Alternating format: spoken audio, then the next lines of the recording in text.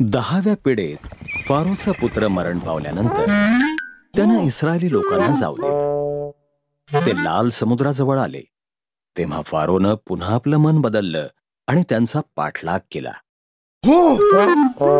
Israeli लोकांनी फारोचे रथ पाहिले तेव्हा ते अत्यंत घाबरले. परंतु देवाने मोशेला त्याच्या हातातील काठी लाल समुद्राकडे कर असं सांगितलं. देवाने जोरदार वारा वाहवला आणि समुद्र दुभंगला. एक कोरडा रस्ता दिसू लागला आणि त्यातून इस्रायली लोक लाल समुद्राच्या पार गेले. त्यांच्या दोन्ही बाजूला पाण्याची भिंत उभी होती.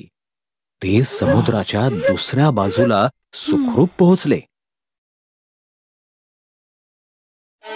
फारो आणि त्याचं सैन्य देखील त्यांच्या मागे त्या समुद्रामध्ये शिरलं. देवानं मोशेला त्याचा हात पुन्हा समुद्राकडे कर असं सांगितलं. मग समुद्रातलं पाणी पुन्हा आपल्या जागी आलं व त्यात फारो आणि त्याचं सैन्य बुडून गेलं. देवानं त्याच्या लोकांना अरण्यातून नेलं. त्यानं त्यांना अन्न पाणी पुरवलं. सिनाय पर्वताच्या जवळ त्यांनी तळ ठोकला. तिथं देव मोशेला पर्वताच्या माथ्यावर भेटणार होता.